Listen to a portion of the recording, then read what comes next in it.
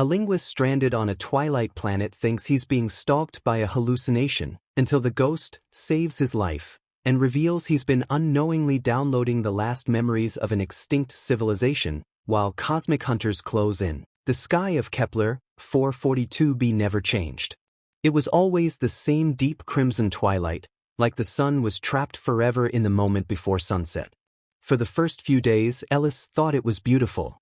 By the third month, it felt like the planet was playing a joke on his brain. Without day or night, time stopped making sense. His internal clock was confused. Sometimes he felt wide awake for hours. Other times he slept like he had crossed 10 time zones. The research station's artificial lighting tried to imitate Earth, but his body refused to believe it. Ellis stood alone at the observation deck, his forehead resting against the cool glass. Outside, endless amber light washed over crystal-like plants and distant mountains. Everything looked frozen in a painting. Then something moved. He blinked.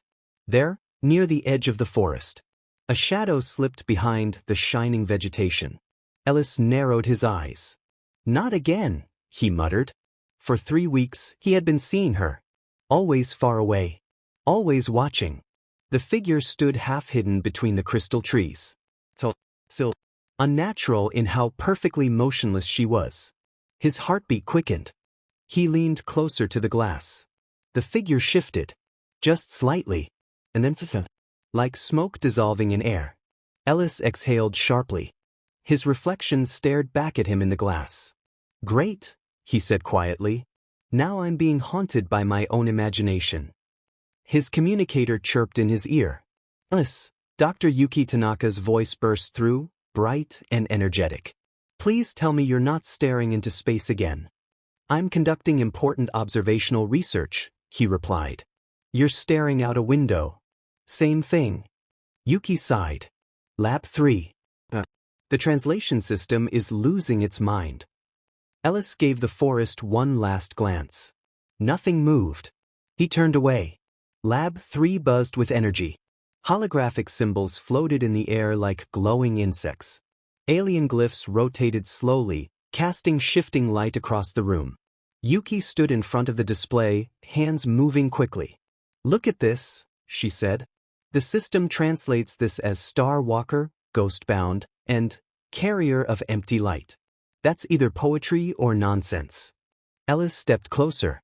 His neural implant warmed as it processed the symbols. The language of the ancient Etherean civilization was complex. Every symbol changed meaning depending on context. It was like solving a puzzle that kept rearranging itself. "It's a title," Ellis said slowly. "Someone who exists between states. A guardian of transitions." Yuki grinned. "That's beautifully creepy." Ellis studied the glyphs. A strange unease settled in his chest. The Etherean texts were obsessed with watching, witnessing, observation as something sacred, like attention itself had power. A memory flashed in his mind, the silent figure in the forest. Watching him. He shook the thought away. "Anything else?" he asked. "Only that this place feels weird," Yuki admitted. "Like the ruins are paying attention." Ellis forced a laugh. "You've had too much caffeine." "Impossible," she said. But neither of them sounded convinced. Later, Ellis sat alone in his quarters. Paper books covered his desk, a comfort from Earth. He activated his personal recorder. "Entry 47, he said. He hesitated. "I saw her again. Same distance. Same posture. She's definitely not human.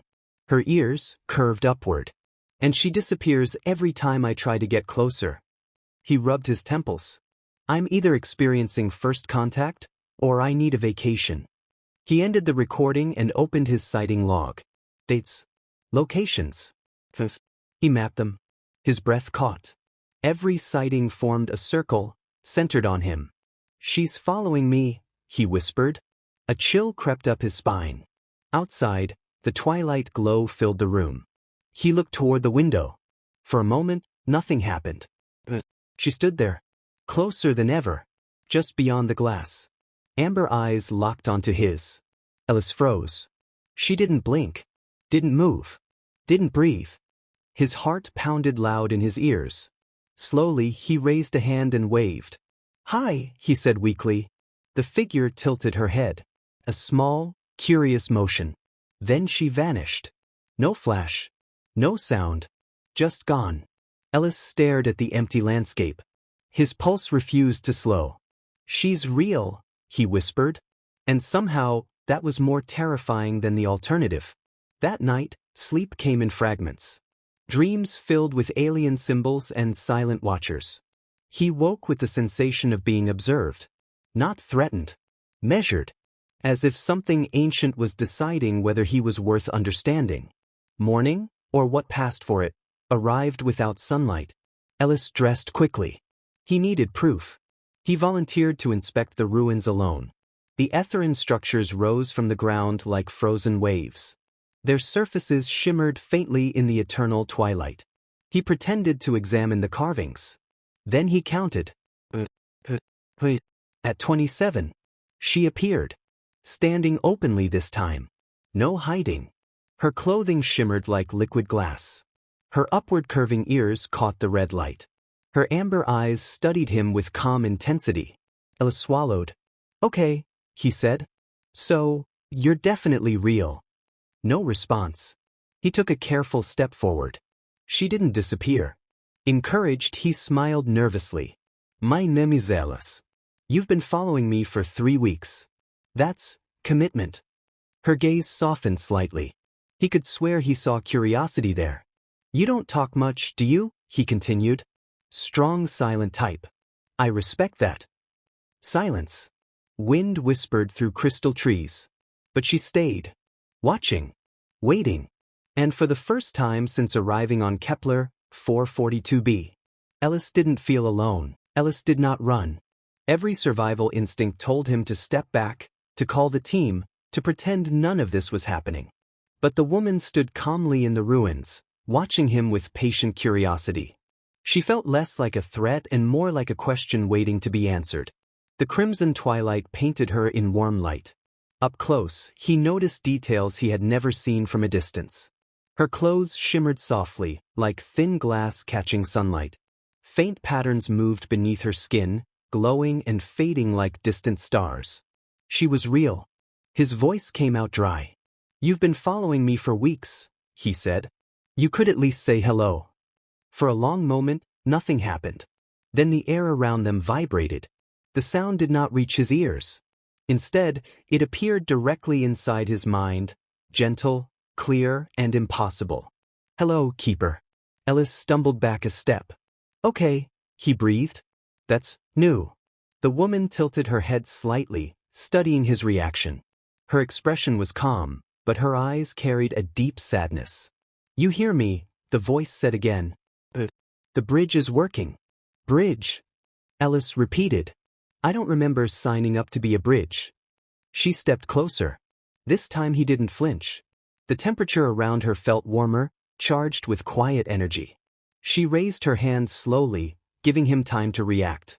When her fingers touched his temple, his neural implant pulsed sharply. The world exploded into light. Images flooded his mind. Cities built from crystal towers stretching into alien skies. People with graceful movements and bright eyes walking through glowing halls. Laughter. Music. Knowledge flowing like rivers of light. Dark shapes falling from space. Silent destruction. Entire worlds burning without fire. Ellis gasped and fell to his knees. The visions faded, leaving his heart pounding. "I saw your world," he whispered.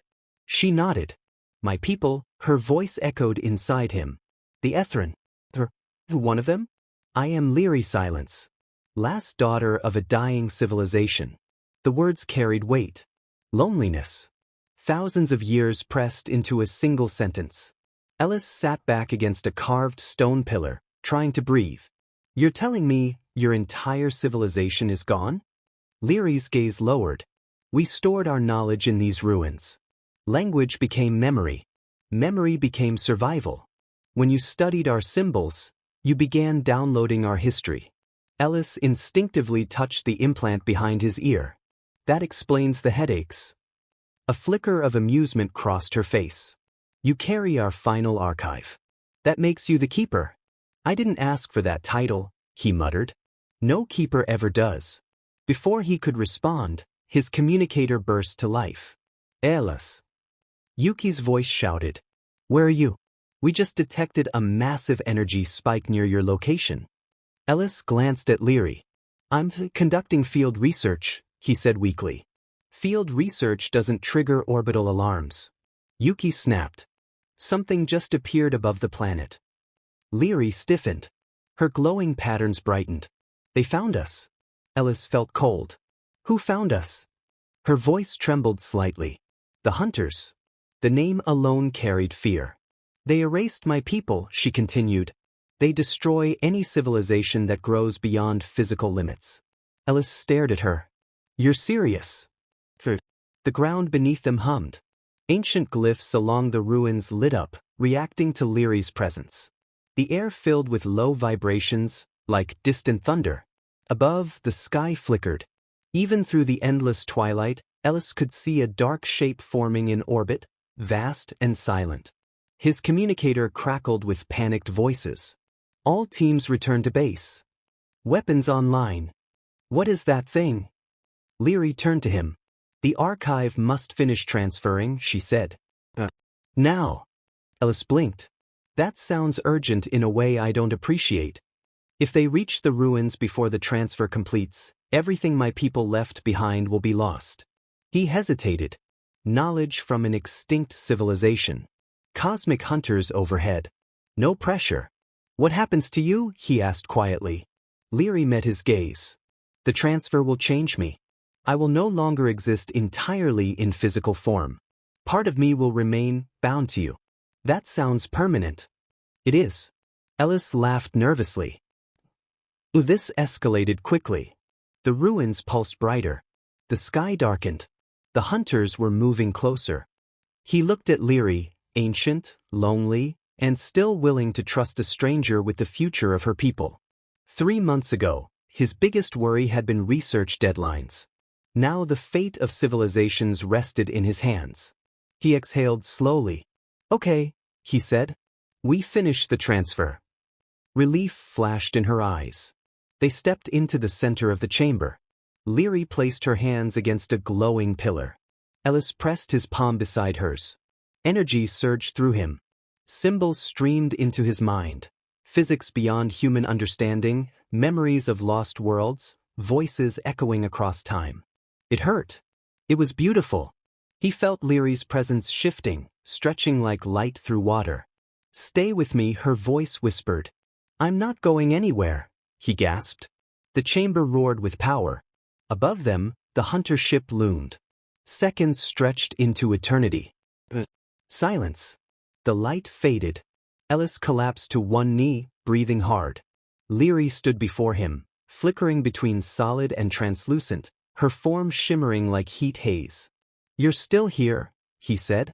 Her voice echoed softly in his mind. Part of me always will be keeper. Outside, the sky cleared. The hunter ship was gone. Ellis let out a shaky laugh. So, what now? Leary smiled faintly. Now you teach your world what we learned. Carefully. He nodded. No pressure. Just the future of humanity.